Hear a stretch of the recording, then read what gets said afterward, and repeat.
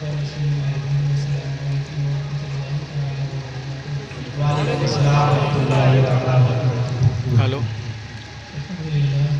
آگے الحمدللہ رب العالمین والعاقبۃ للمتقین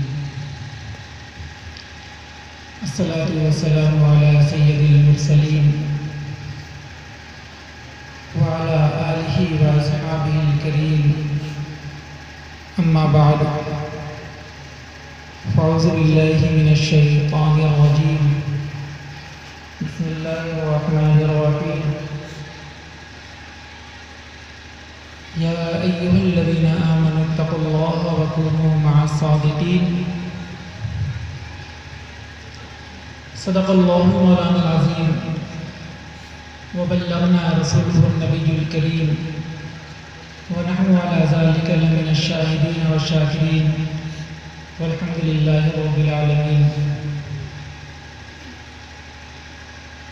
قال الله تبارك وتعالى في شان حبيب الكريم إن الله وملائكته يصلون على النبي يا أيها الذين آمنوا صلوا عليه وسلموا تسليما اللهم صل محمد صلى الله عليه وسلم نحن عباد محمد صلى الله عليه وسلم صلوا عليه صلاة وسلام عليك يا رسول الله صلى الله تعالى عليه وآله وسلم.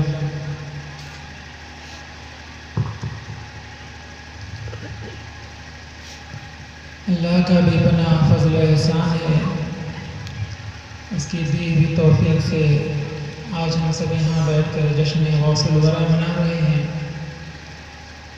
رب تبارک و تعالیٰ کی مقدس بارگاہ میں دعا ہے مولا اس محفل کے صدقے دوپہر مولا ہماری زندگیوں میں آسانی عطا فرمائے، آپ جو بیمار ہیں مولا انہیں شفا عطا فرمائے، بالخصوص اس گاؤں میں رحمتوں کا نزول عطا فرمائے. میرے امام الشاہ امام احمد رضا خان فاضل بریلوی علیہ رحمت و رضوان نے ارشاد فرمایا کہ غوث اعظم امام التقا والنقا جلوہ شان قدرت پہ لاکھوں سلام، مصطفیٰ جامع رحمت پہ لاکھوں سلام، شمع بزم ہدایت پہ لاکھوں سلام. حضرات محترم، ہم سب یہاں غوث الورا کی محفل میں حاضر ہیں تو کوئی نہ کوئی ہمارا مقصد ہونا چاہیے. جیسے ہم اپنے گھر کو یا اپنے مکان کو یا اپنے عزیز کو، رشتہ داروں کو، گھر والوں کو، بیویوں کو، بچوں کو چھوڑتے ہیں اس مقصد سے کہ باہر جائیں گے تو پیسہ کمائیں گے،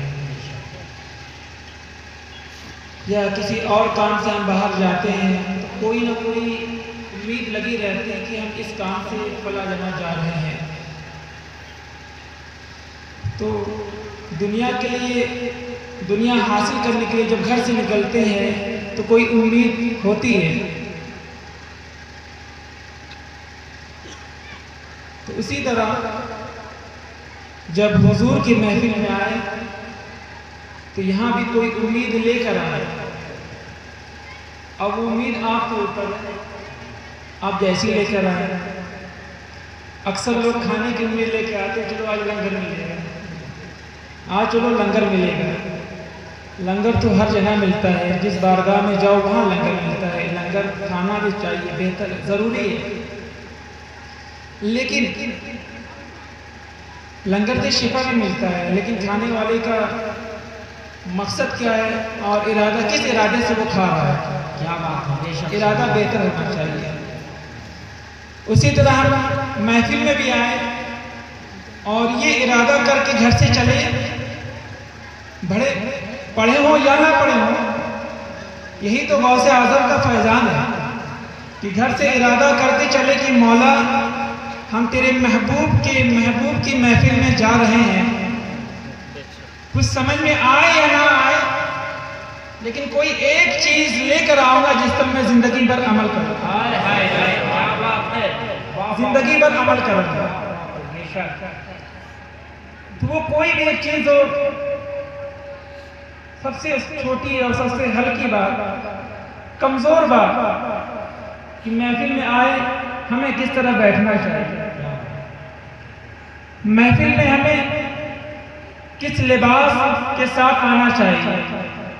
کیونکہ دنیا دار کی محفل میں جاتے ہیں، شادیوں میں جاتے ہیں لوگوں کو دکھانے کے لیے کہ لوگ کیا کہیں گے اگر اچھا کپڑا نہ رہا. تو میرے بھائی، یہ رحمت للعالمین کی محفل ہے، اگر برے کپڑے میں آئے تو حضور کیا کہیں گے. تو حضور کی محفل میں آؤ تو بہتر خوبصورت بن کر آؤ. نہ جانے اللہ کی بارگاہ میں یہی آنا، یہی تمہارا ارادہ، تمہاری نیت اللہ قبول کر لے اور بخشش کا ذریعہ بن جائے.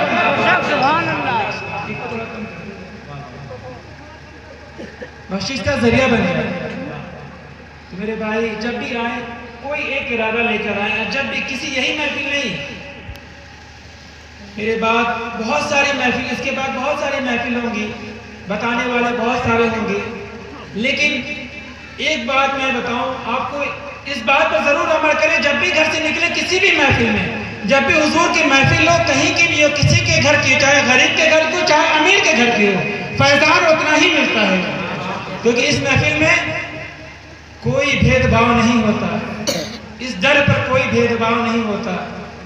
تو جو جیسا آئے، جس نیت سے آئے، اللہ اسے قبول کرتا ہے. تو یہ ارادہ لے کر چلے، مولا آج جا رہے کوئی ایک عمل لے کر یہاں سے جائیں گے، چاہے وہ بیٹھنے کا عمل ہو، چاہے وہ محفل میں آنے کا عمل ہو، چاہے وہ سننے کا عمل ہو، چاہے وہ کسی کوئی بھی عمل ہو. یہ محفل میں آئے تو بڑے ادب سے بیٹھے ہیں. آج ہم کہیں اور جاتے ہیں تو شادیوں میں نوجوان بالخصوص جب جاتے ہیں تو کچھ نوجوان کے اندر تھوڑی غیرت بچی ہے، تو وہ کہتے ہیں گٹکا کے جب کھاتے ہیں تو کہتے ہیں نہیں، چچا ہیں، بڑے بزرگ ہیں، ان سے چھپ کر کھائیں. شادی میں وہ ادب کر لیتے کہ تو چچا دیکھیں گے تو ڈانٹیں گے. میرے بھائی، یہ رحمت للعالمین کی محفل ہے، غوث اعظم کی محفل ہے. یہاں بھی آؤ تو منہ صاف کر کے آؤ، وضو کر کے آؤ، کیونکہ یہ غوث اعظم کی محفل ہے، یہ میرے آقا کی محفل ہے. یہی تو بخشائش کا ذریعہ تمہارا بن سکتا ہے. میرے بھائی، ادب کا مقام سب سے پہلے، ہر چیز میں ہمیں ادب سب سے آگے کھڑا کرنا چاہیے. اسلام کسی زور و زبردستی کا نام نہیں، اسلام اخلاق کا نام ہے، محبت کا نام ہے. ایک بات یاد آ گئی، ایک چچا جان اللہ کے ولی تھے، بزرگ تھے، وہ ندی کے کنارے بیٹھے ہوئے تھے. تو ایک نوجوان گیا اور پوچھنے لگا، حضور آپ یہاں کیوں بیٹھے ہیں؟ تو اللہ کے ولی نے کہا کہ میں اس لیے اس انتظار میں بیٹھا ہوں کہ یہ دریا کا پانی سوکھے تو میں دریا پار کر جاؤں.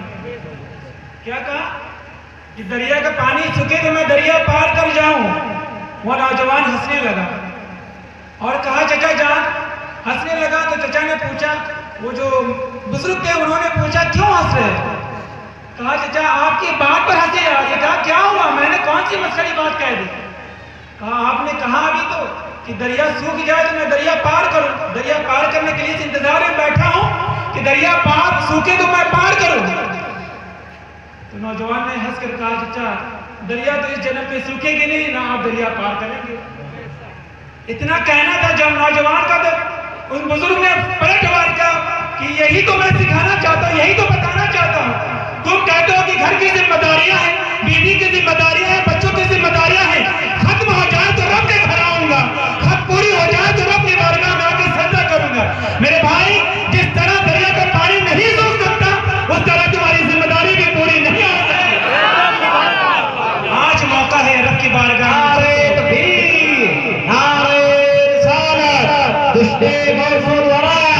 سید مہدی حسن قادری، نعرہ تکبیر، نعرہ رسالت. اس طرح کریں گے، نعرہ تکبیر، نعرہ رسالت، مسلک اعلیٰ حضرت، خاندان فرمان اعلیٰ حضرت علماء اہل سنت سبحان اللہ سبحان اللہ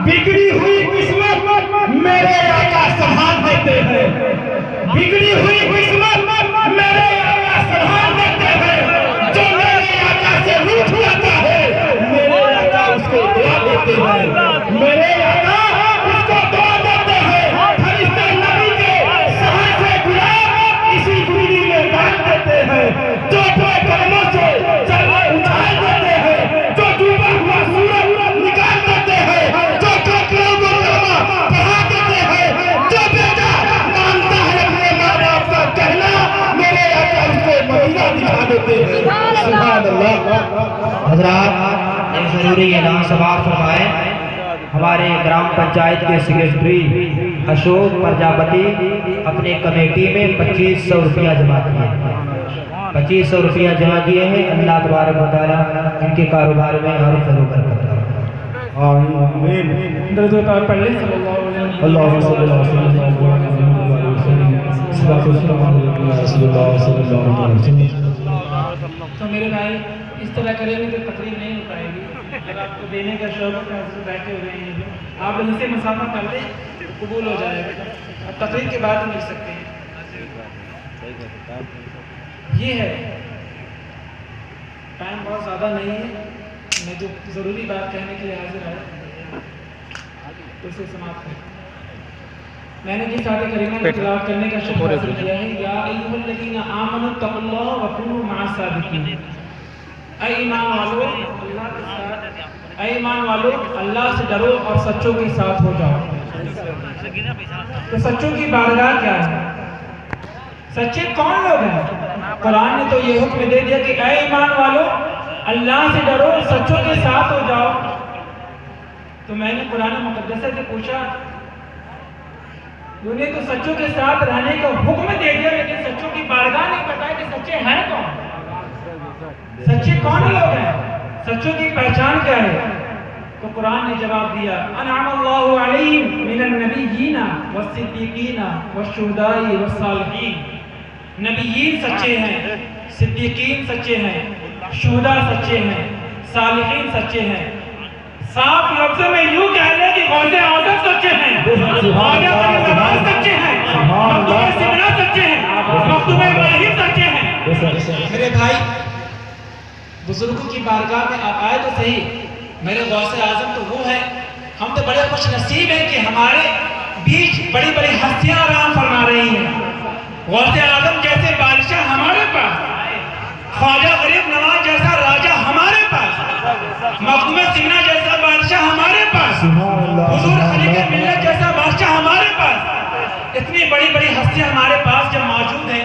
تو پھر ہم کیوں در بدر بھٹکے کیوں در بدر جائے کیوں در بدر لوگوں سے مدد مانگے آج اسی لیے کہا گیا کہ آج مدد مانگ مجھ سے آج لے ان کے پناہ آج مدد مانگ مجھ سے پھر نہ مانیں گے اگر قیامت میں مان گیا تو بزرگوں کی ساتھ میرے پاس موجود ہے تمرب کی بارگاہ میں تو بزرگوں کی بارگاہ میں جانے کے لیے ہمیں کیا کرنا پڑے گا ہر کی کیٹیگری الگ الگ ہے نا تو ان کی بارگاہ میں جانے کے لیے ہمیں کیا کرنا پڑے گا बुजुर्गों की बारगाह में बुजुर्गान दीन से फैज लेने के लिए हमें नमाजों की भी पाबंदी करनी पड़ेगी, कुरान को सीने से लगाना पड़ेगा, इल्म दीन सीखना पड़ेगा, उलमाए किराम से मोहब्बत भी करनी पड़ेगी, तब जाकर हमें बुजुर्गान दीन का फैज मिलेगा। मेरे इमाम ने फरमाया कि है लोगों सुनो, आज दर बदर भटकते हैं ना लोग, ये कहते हैं कोई मौलाना या कोई पीर या कोई सैयद साहब आते कहते हैं कि हजरत तावीज़ बना दे, बिजनेस किसी ने बांध दिया। मैं ये जुमला तुम्हें देता हूँ उलमाओं की मौजूदगी में कि दुनिया में किसी माँ ने कोई ऐसा लाल चना ही नहीं जो किसी का रिस्क बांध दे, क्योंकि रिस्क की जिम्मेदारी अल्लाह ने ली है, अल्लाह ने ली है, क्योंकि रिस्क की जिम्मेदारी अल्लाह रब्बुल इज्जत रिस्क अता करता है, रिस्क कोई बांध नहीं सकता है। लोग कहते हैं कि मौलाना साहब तावीज़ बनाते हैं, रिस्क मेरा बांध दिया, रिस्क रोजी में बरकत नहीं होती। नहीं भाई, रोजी में बरकत हो कैसे? हमने तो दीन से दूरी बना रखी है, हमने तो कुरान से दूरी बना रखी है। ये शुक्र नहीं मनाते कि अल्लाह ने हमें फिर भी अता किया, दीन टाइम दिया। अल्लाह ने तुम जिंदगी पर रब की नाफरमानी करते रहे, अल्लाह ने सूरज को ये हुक्म नहीं दिया कि फला गांव पर अपनी रोशनी ना देना, अल्लाह ने ये हुक्म नहीं दिया। ये जमीन से ये हुक्म नहीं, जमीन से ये नहीं कहा अरे जमीन गल्ले ना उगा न कि ये मेरे नाफरमान है, लेकिन नहीं, अल्लाह ने फिर भी भरपेट हमें अता किया कि नहीं किया? अता किया। तो मेरे भाई, रब की बारगाह में क्यों ना आए, रब से क्यों ना मांगे? मैंने आज लोग कहते हैं कि हम बड़े खुश हैं, मेरे भाई तुम खुश नहीं हो।